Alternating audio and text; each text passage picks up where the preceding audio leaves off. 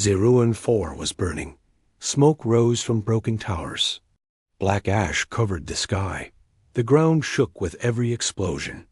Commander Tilvax stood on the last wall of Defense Point Vega, watching his world fall apart.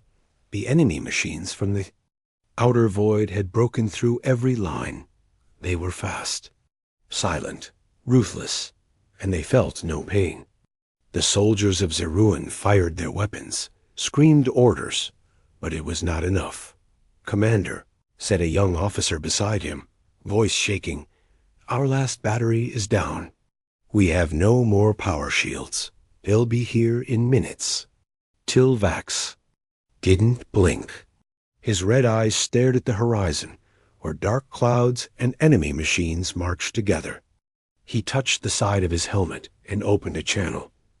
"This is Commander Tilvax of Zeruan 4.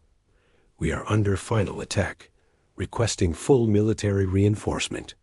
I repeat, we are falling."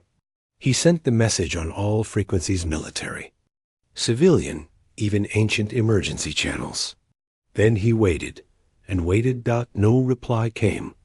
Behind him, soldiers were helping the wounded. Many were children who had picked up weapons after their parents died. A medic looked up at Tilvax with tired eyes. "No one's coming, are they?"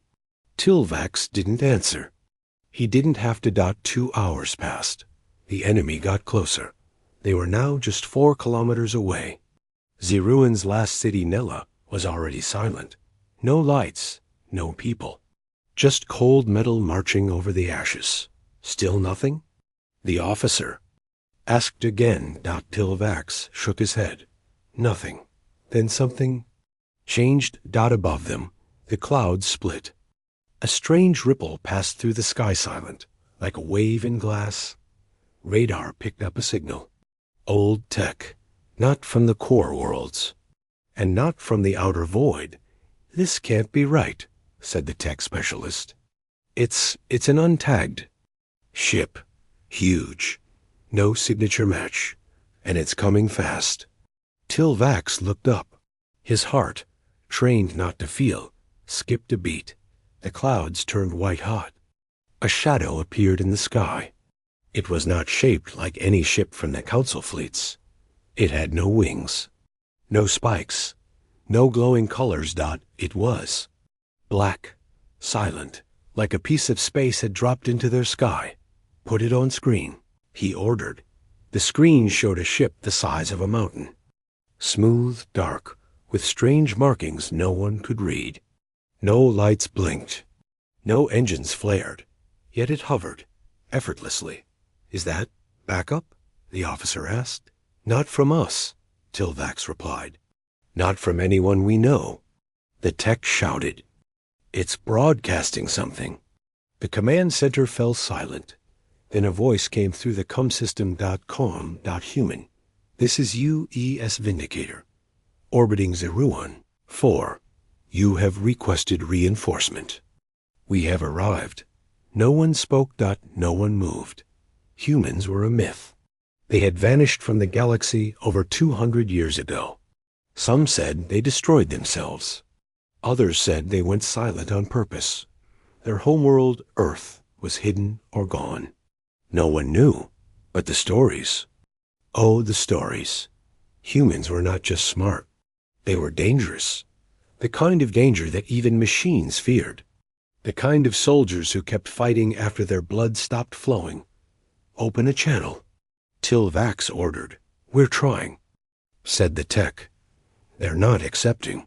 The voice returned. "We will not land. We will not speak again. Stay behind the red line. We will handle the enemy." "Red line?" the officer asked. Then the ship moved. It drifted just slightly, barely a shift. But on the battlefield, a red light appeared, a giant glowing circle on the ground, drawn by invisible force. Inside it, the enemy kept marching. Outside it, the defenders watched. "What are they going to do?" whispered someone. Tilvax didn't answer. He couldn't, because something had just arrived in orbit. Something old, something human. And it was about to show the galaxy Why humans should never be forgotten. Asterisk. The soldiers of Zerun stood frozen. No.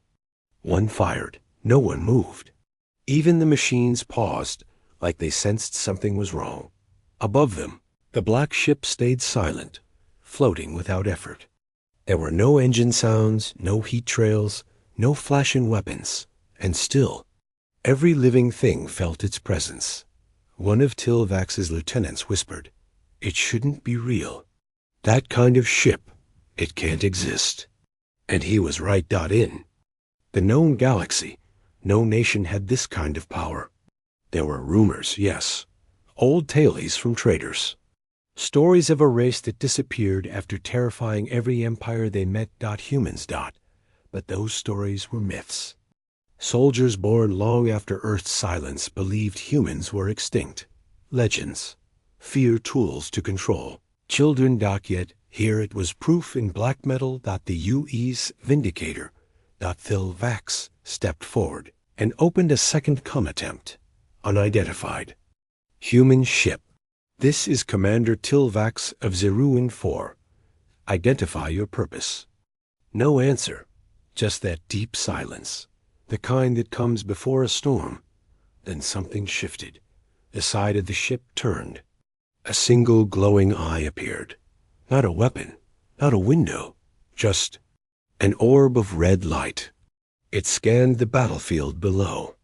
One slow pass, and then the machines moved again. The enemy resumed their march. Thousands of cold, metallic creatures charging toward the last Zeruan wall. Fire! Someone shouted. The Zeruan defenders raised weapons. But it was already too late. The machines were too close. But they never reached the wall. The sky screamed. Beam of pale white light shot down from the human ship. It didn't explode. It didn't. Flash. It simply erased a 200-meter wide column of machines. Cleanly. 1 second they were there. The next, they were gone. No smoke, no heat, no pieces. The enemy hesitated. Another beam followed. This one curved. It chased a moving group of machines, like it was thinking for itself. The Zeruan soldiers dropped their weapons in shock. "I've never seen tech like that," said the tech officer. "That's not tech," Tilvax said softly. "That's strategy." Meanwhile, in orbit, the human ship stayed silent. Inside the Vindicator. No faces could be seen. No broadcast. No greetings. No demands. It acted alone. A machine commander, one of the enemy's elite AI units, fired a massive anti-orbital cannon toward the ship. A blue bolt of pure plasma raced skyward, but it never reached. The space around the Vindicator bent and swallowed the shot whole. Did it just eat the attack? The lieutenant asked. "Yes," Tilvax said. "It rewrote physics to win. That's what humans were said to do. They don't just fight wars, they end them." Then something terrifying happened. A voice echoed inside the minds of every living soldier on the planet. No tech, no translator. Just direct thought. Observe, understand, remember. The machines tried to retreat. But too late. The human ship launched something new. Small glowing spheres. They scattered across the battlefield, humming quietly, then exploded with light, not fire. Every machine within the red line stopped, frozen in place. Not destroyed, deactivated. Their lights faded. Their weapons fell. Thousands of war machines collapsed like dolls. It was over. In under 3 minutes. The battle had ended. Zerun had survived, but not by its own strength. By something else. Something worse than war. Something the galaxy forgot on purpose. Humans. The ship turned once more, slow and silent. Then it spoke through radio again. Only one sentence. "This world is stabilized. Continue your survival. We will watch." And just like that, it began to rise, higher and higher, until the cloud swallowed it again. Gone, as if it had never been. But Tilvax knew better. The ship wasn't gone. It was waiting. Asterisk. Commander Tilvax did not sleep that night. None of them did. Zerun-4 had survived, but no one could explain how. The enemy machines, once unstoppable, now lay in silent piles. The ground was covered in metal corpses, but no fire. No blood. No smoke. Just quiet.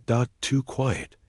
And far above them, the black ship still floated, still watching, still waiting. Every hour, the tech team scanned it. No signals, no power readings. No change. I don't like this, muttered Lieutenant Sarek. It's been 16 hours. They didn't land. Didn't contact us again. Why are they still here? Tilvax stared at the sky. He didn't answer, because he already knew. The humans weren't here to talk. They were watching. Then, at 0200 Standard Time, the signal returned, but not on radio, not through technology. The human voice came directly into their minds, calm, clear, and impossible. Your request was heard. Assistance was given. Humanity has fulfilled its promise. Soldiers fell to their knees. Some covered their ears, thinking it was an illusion. But it wasn't sound. It was truth. The voice continued. We did not come to lead. We did not come to stay. But we have seen enough. Tilvax stepped forward. He raised his head toward the sky and asked aloud, Why help us? The council erased your name. Other worlds feared you. Why come now? There was a long pause. Then the voice returned, softer this time, because fear is not the same as justice. We are not what they remember. The message ended, but something new arrived. A data package, old format, almost forgotten. The tech team opened it carefully. It contained one file, video footage. They played it, and what they saw left the room in silence. The screen showed a battlefield. Not 0-4, not any known world. The sky was orange. Fires burned in the distance. Bodies lay in piles. Human soldiers walked through the flames, black armor, glowing eyes. Some carried weapons shaped like nothing the Zeruan had seen before. Others fought with bare hands, but they didn't scream. They didn't celebrate. They looked tired, wounded, silent. In the video, a child approached a human soldier crying, afraid. The soldier dropped his weapon and knelt. He gave the child his helmet, and then his own food. Another scene showed a human helping an enemy. Medic treat the wounded on both sides. Another scene, humans walking away from victory. Not claiming territory, not conquering, just leaving. And at the end of the file, a single message appeared on screen. We end wars. We do not start them. The tech whispered. This was never about power. Tilvax nodded slowly. No, he said. It was a message. A warning to the machines. And to us. That morning, the sun rose over Zerun-4. For the first time in 3 weeks. Children came out of shelters. Medics found no more wounded. The air smelled of dust, but no smoke. Above it all. The ship remained. Watching. Tilvax stood atop the same broken wall, arms crossed. Commander, said Sarek, do we contact the council? Tilvax smiled just a little. Let them contact us. Just before midday, the human ship moved. No sound. No engine. Just one graceful turn. And then it vanished. No flash. No trail. Just gone. But a final message stayed in every soldier's mind. We are always listening.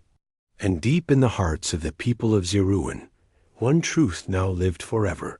If you ever call for help again, and a human ship answers, be very sure what you've asked for. Asterisk, the sky turned red, not from fire, not from sunset, but from something far worse. The enemy had returned. Tilvax watched from the command post as new machines dropped from orbit, sleeker, faster, angrier. The first wave had been scouts. This was an army. 10,000 units. Flying tanks, crawling mechs, drill serpents that tore through soil like butter. They came from the dark side of the planet, silent as shadows. The Council hadn't sent help, but the enemy had sent vengeance. They're surrounding the ruins. Lieutenant Sarek reported. They're not going for the cities. They want the ship. Tilvax frowned. It's gone. I don't think they believe that. And maybe they were right, because as the enemy closed in, the sky pulsed just once. A low vibration shook the bones of every soldier. A humming sound, like something waking up. Then a flash, and there it was, the human. Ship the UES Vindicator had returned, but this time it was lower, closer to the surface. Everyone could see its black shape, like a mountain of shadow. No wings, no engines, just presence. The enemy opened fire first. Blue plasma, red missiles, electromagnetic spears. The sky was filled with color.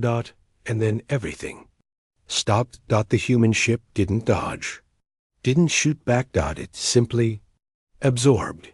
Every blast froze in midair, like time itself refused to let them hit. Then came the voice, not in their heads.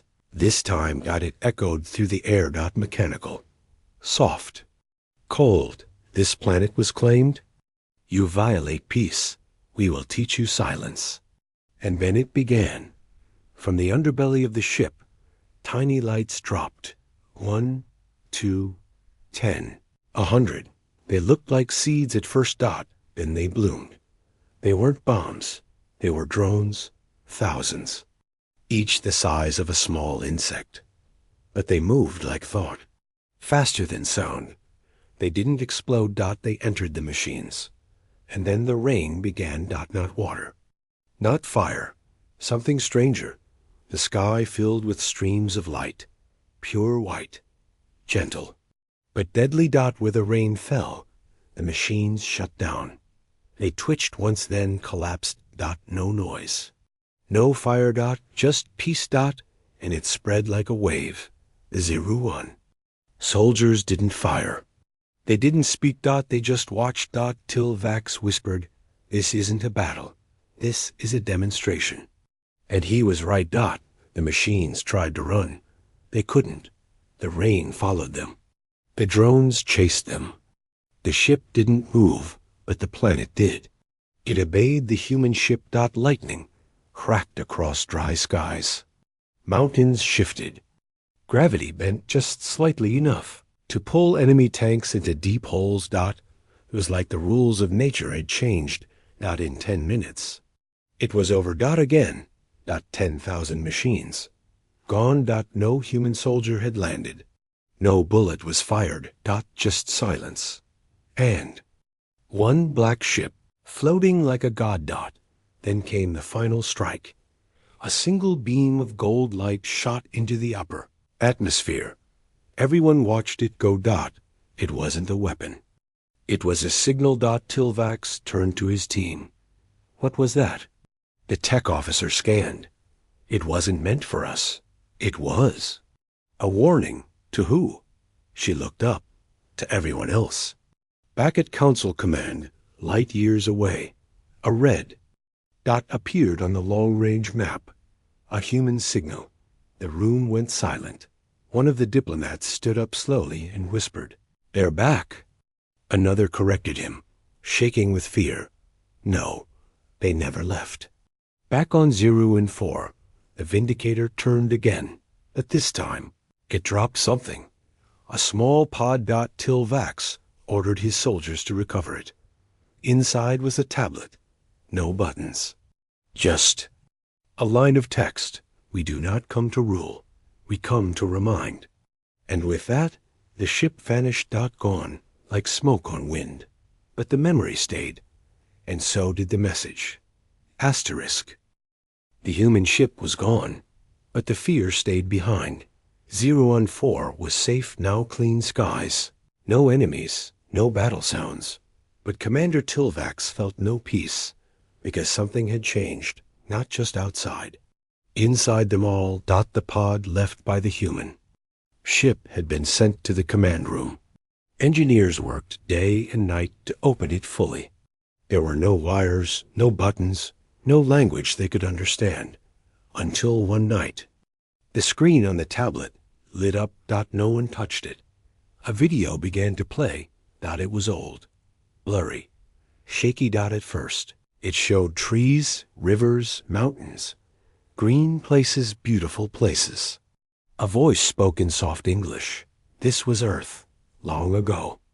Before the silence, more pictures came, cities full of life, children playing, music, art, then fire, mushrooms of smoke rose. Towers crumbled, oceans boiled, people screamed. Then silence. The video cut to war, but not against aliens, against each other. Humans in black armor, humans in white suits, human ships shooting down other human ships. Then a voice returned. We were our own enemy, until we remembered who we were. The next part of the video was different. Stranger. It showed humans walking through ruined cities, not killing, but helping. They rebuilt villages, healed the sick, brought food to alien worlds, protected the weak. One human soldier stood in the rain, arms open. As alien children ran to him. Another scene showed humans standing between two fighting species unarmed. They were shot. They didn't shoot back. They just stood. And the fighting stopped. Then a black screen appeared. Text wrote itself in glowing red words. We became ghosts so the galaxy could live. We vanished to give peace a chance. But if the stars forget, then we return. In the command room, no one said anything. No one could. Because for the first time, they understood. The humans didn't come back for victory. They came back for reminders. Reminders of what war costs. Reminders of what peace means. Reminders that they're always watching. The next morning, Tilvax climbed the tallest peak near the ruins of Defense Point Vega. He stood alone and looked at the sky. A soft wind blew. The world was quiet now. He took the human tablet with him. There was one final message waiting. It wasn't on the screen. It was inside him. A voice, calm, familiar. One day, others will call for help. And you will decide. Be better than we were. Far above, satellites recorded one last glimpse. The human ship, the UES Vindicator, was not gone. It had only moved deeper into space. It hovered silently in the darkness between stars. No transmissions.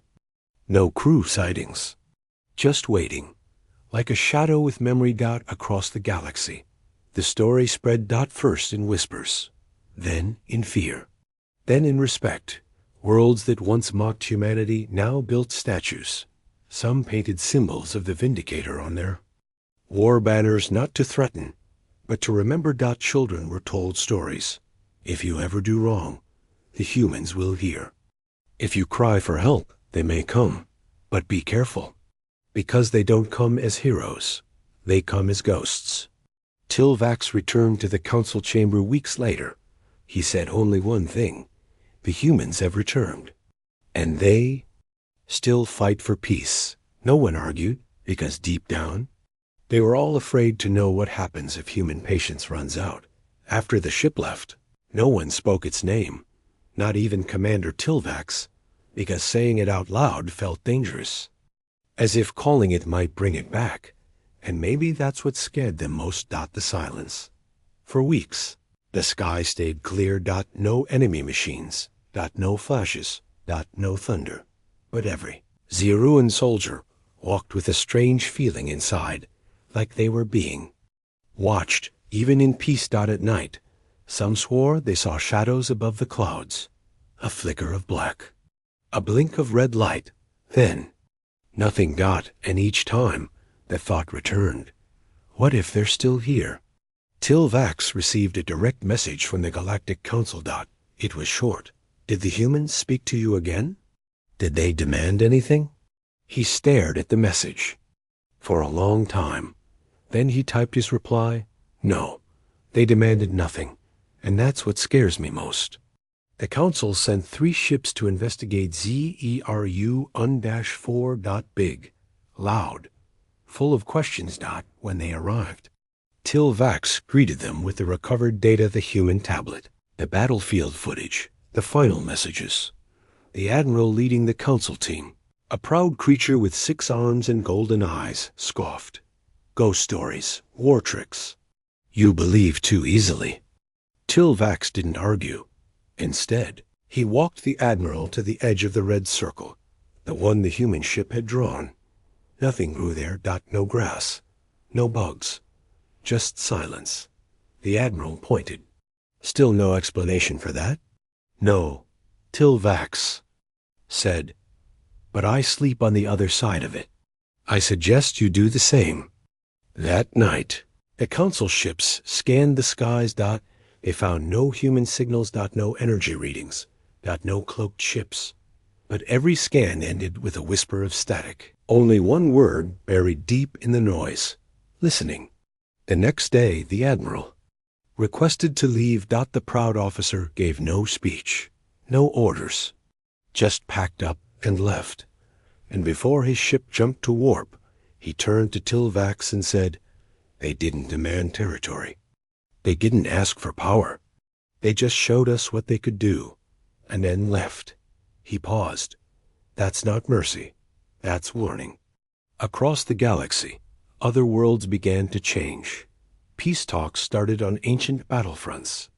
Old enemies signed quiet truces. No one said it was because of humans, but they all looked at the stars before signing. Some governments tried to find the UE's vindicator. None could. A few even tried calling out open signals, spoken in old Earth languages. Got no reply. Just silence. And sometimes a short delay in their broadcasts. Like someone, or something, had paused, listened, and then moved on. Back on ZERU-4, a new monument was built. It was not a statue, just a circle of stone. Shaped like the red line left by the ship. In the center stood a single black crystal. No writing. No names. Just space to think. Tilvax visited every morning. He never brought soldiers. Never allowed news crews. It was not for them. It was for the ones who answered when no one else did, and left without asking for anything. Late one night, Tilvax stood alone under the stars. He whispered to the sky, you could have taken everything. You didn't. That's the part I can't forget.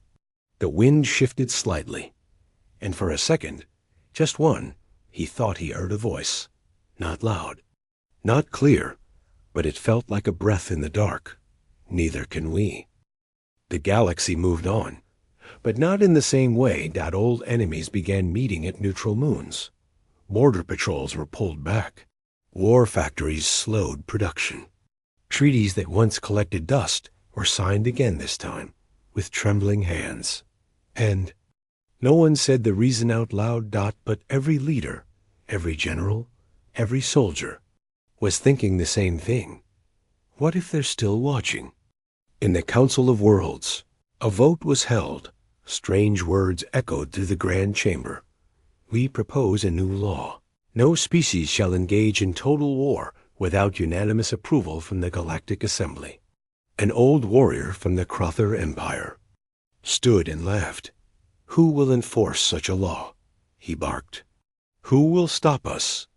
A soft voice answered from the back. They will. No one asked who they meant. They already knew. And so, a new rule was written in silence, one not found in official books, but understood by all. If a human ship enters orbit, stop everything. Back on ZERU-4, peace had returned. Children played. Again, trees grew. The sky was blue, but something stayed in the air, a strange kind of pressure. Like the world had a memory now. Tilvax stood at the Circle Monument again. He wasn't alone this time. A child, maybe 8 years old, walked. Beside him, Did they really come from a planet called Earth? She asked softly. Yes, Tilvax answered. Will they come back? He looked up at the sky. Then he smiled, but not fully. Only if we forget what they taught us. The child pointed at the center stone. What does it mean? Tilvax knelt beside her. It means someone came when no one else would. Someone who didn't want power, only peace. But why didn't they stay? He paused. Then said, because if you stay too long, others stop listening. But if you leave, in silence, your memory becomes law.